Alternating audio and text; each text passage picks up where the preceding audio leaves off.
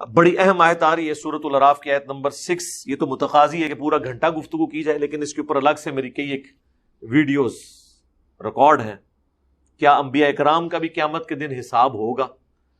ایک بھائی نے ڈرتے سوال بھیجا تھا میں چٹ کے اوپر کہ ہمارا تو حساب و کتاب ہونا ہے، کیا نبیوں سے بھی اللہ تعالیٰ پوچھے گا؟ تو سر اللہ تو اللہ ہے، باقی تو سب مخلوقات ہیں. تو اس میں آپ دیکھیں یہ وہ آیت پھر میں نے اس کے ثبوت میں پیش کی تھی. ویسے تو کئی ایک آیات ہیں. سورۃ المائدہ کا آخری رکوع پورا ہی عیسیٰ ابن مریم کی اور اللہ کی گفتگو ہے توحید کے حوالے سے، لیکن یہ سمجھ لیں جڑ جو ہے نا اس عقیدے کی قرآن میں اس آیت کے اندر ہے. فَلَنَسْأَلَنَّ الَّذِينَ أُرْسِلَ إِلَيْهِمْ، سو ہم ضرور پوچھیں گے ان سے جو بھیجے گئے تھے، جن کی طرف یعنی جو امتیں تھیں ان سے ہم پوچھیں گے. وَلَنَسْأَلَنَّ الْمُرْسَلِينَ، اور ہم ضرور پوچھیں گے رسولوں کو بھی. یعنی امتوں کی بھی جواب دہی ہوگی کہ تم نے پیغمبروں کی دعوت پہ لبیک کہا یا نہیں کہا، اور پیغمبروں سے بھی اللہ پوچھے گا کہ تم نے ہمارا پیغام پہنچایا یا نہیں پہنچایا. یعنی دونوں کا حساب ہوگا، صرف امتیوں کا نہیں ہونا، پیغمبروں کا بھی. حالانکہ اللہ کو تو پتا ہے کہ پیغمبروں نے پہنچا دیا، امتوں نے قبول نہیں کیا سوائے چند ایک لوگوں کے، لیکن پھر بھی حساب و کتاب تو ہونا ہے. اور بلکہ انبیاء اکرام نے پھر امتوں کے حق میں یا ان کے خلاف گواہی دینی ہے. اسی کانٹیکسٹ میں وہ آیت ہے نا سورہ النساء کی آیت نمبر 41 جو بخاری اور مسلم دونوں میں حدیث ہے. اس کانٹیکسٹ میں کہ عبداللہ ابن مسعود کہتے ہیں کہ نبی صلی اللہ علیہ وآلہ وسلم منبر پہ تھے اور آپ نے مجھے اپنے قریب بلایا اور کہا عبداللہ آؤ ہمیں قرآن سناؤ. یہ حدیث بخاری میں بھی ہے مسلم میں بھی. تو کہتے ہیں میں نے عرض کیا اللہ کے نبی علیہ السلام قرآن تو آپ پہ نازل ہوا ہے، میں آپ کو قرآن سناؤں؟ تو آپ نے فرمایا مجھے دوسروں سے قرآن سن کر لطف آتا ہے. تو عبداللہ ابن مسعود رضی اللہ تعالیٰ عنہ کہتے ہیں کہ میں نے سورۃ النساء کی تلاوت شروع کی. آپ حضور علیہ السلام کا شوق دیکھیں، سورۃ النساء سٹارٹ ہوئی ہے اور آیت نمبر 41 تک پہنچ گئی ہے. جب یہ آیت آئی نا فَكَيْفَ إِذَا جِئْنَا مِن كُلِّ أُمَّةٍ بِشَهِيدٍ، وہ کیسی کیفیت ہوگی، وہ کیا حال ہوگا جب ہم ہر امت میں سے ایک گواہ کو اٹھائیں گے، یعنی وقت کے پیغمبر کو. وَجِئْنَا بِكَ عَلَىٰ هَٰؤُلَاءِ شَهِيدًا، اور اے نبی ہم تمہیں گواہ اٹھائیں گے ان کے اوپر، یعنی اپنی اس امت کے اوپر. ظاہر ہے اس وقت تو مشرکین عرب ان کے حوالے سے، ویسے تو پوری امت کے اوپر. تو وہ کہتے ہیں جب میں اس آیت پہ پہنچا نا تو نبی علیہ السلام نے کہا عبداللہ بس کرو بس کرو. تو کہتے ہیں میں نے نگاہ اٹھا کے دیکھا تو اللہ کے نبی علیہ السلام کی آنکھوں سے آنسو رواں تھے کہ مجھے اپنی امت کے خلاف گواہی دینی پڑے گی.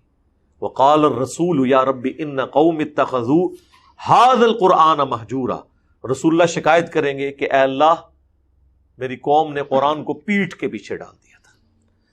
اندازہ کریں نبی علیہ السلام کو یہ ٹینشن ہے کہ مجھے ان کے خلاف گواہی دینی ہے. جن کے خلاف گواہی ہے انہوں نے ٹینشن ہی کوئی نہیں، وہ پتا کہ کہہ رہے ہیں جو کچھ بھی ہے تیرے محبوب کی امت سے ہے. جن کے اوپر ہمارا تکیہ ہے نا وہ تو پریشان ہے کہ میں نے ان کی شکایت لگانی ہے، اور امت یہ بے فکر ہے کہ جو کچھ بھی ہے اس کی امت سے ہے. جن کی امت سے ہے وہ پریشان ہے کہ مجھے تو شکایت لگانی ہے. اگر حضور کو اب یہ جنتوں میں اللہ تعالیٰ بتا دے کہ آپ کی امت تو یہ کہہ رہی ہے آپ کے بارے میں کہ جو کچھ بھی ہے تیرے محبوب کی امت سے ہے، تو نبی علیہ السلام کے غم میں اضافہ ہی ہوگا کہ میں تو زندگی بھر اس غم میں رویا ہوں کہ مجھے امت کے خلاف گواہی دینی ہے، تو میری امت نے بجائے میری دعوت قبول کرنے کے میرے پہ ہی تکیہ کر لیا. جو بخاری مسلم دونوں میں حدیث ہے نا، نبی علیہ السلام نے زکوٰۃ کے کانٹیکسٹ میں فرمایا کہ دیکھنا ایسا نہ ہو کہ قیامت والے دن کسی کی گردن پہ اس کا اونٹ سوار ہو جس کی اس نے زکوٰۃ دنیا میں نہیں دی تھی، اور وہ کہ اغثنی یا رسول اللہ، یا رسول اللہ میری مدد فرمائے، میں تمہاری کوئی مدد نہیں کر سکوں گا، میں نے دنیا میں اللہ کا پیغام تم تک پہنچا دیا تھا. ایسا نہ ہو کسی کی گردن پہ گائے سوار ہو اور وہ کہ اغثنی یا رسول اللہ، یا رسول اللہ میری مدد فرمائیں، میں تمہارے کچھ کام نہیں آؤں گا، میں نے دنیا میں اللہ کا پیغام تم تک پہنچا دیا تھا۔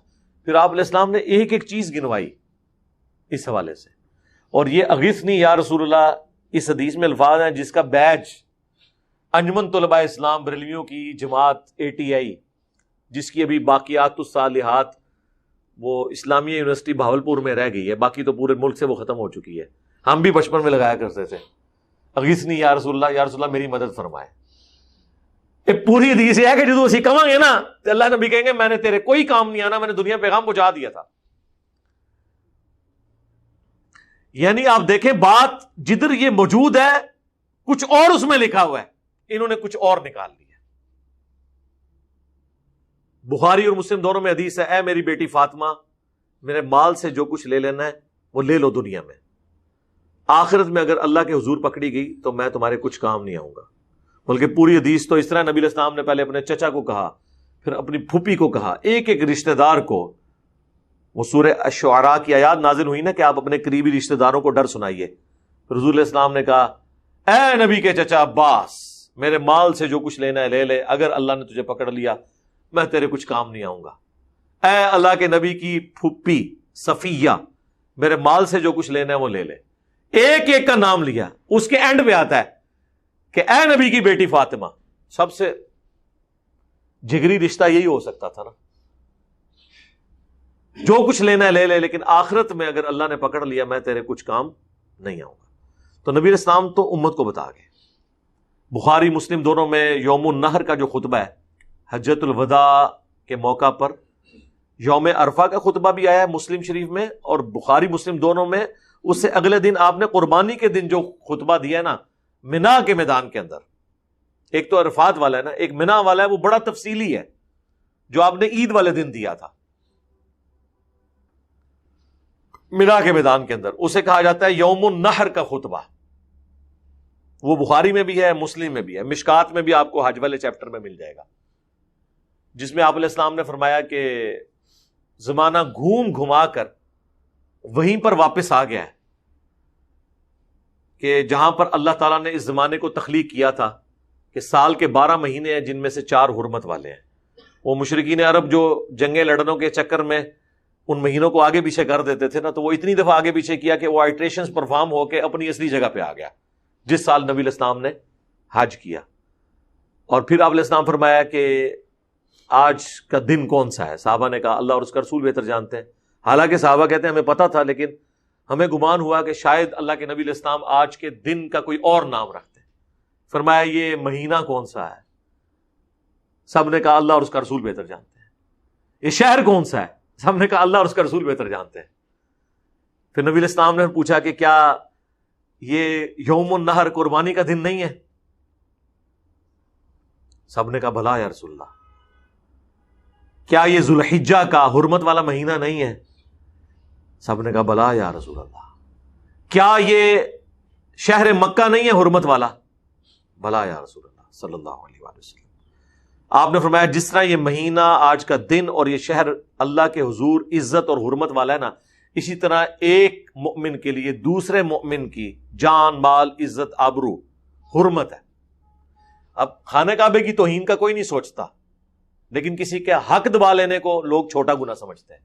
یعنی جس طرح تم یہ ان حقوق اللہ کو اتنا بڑا سمجھ رہے ہو نا، اسی طریقے سے اللہ کے نزدیک حقوق العباد کا معاملہ بھی بہت سینسٹیو ہے۔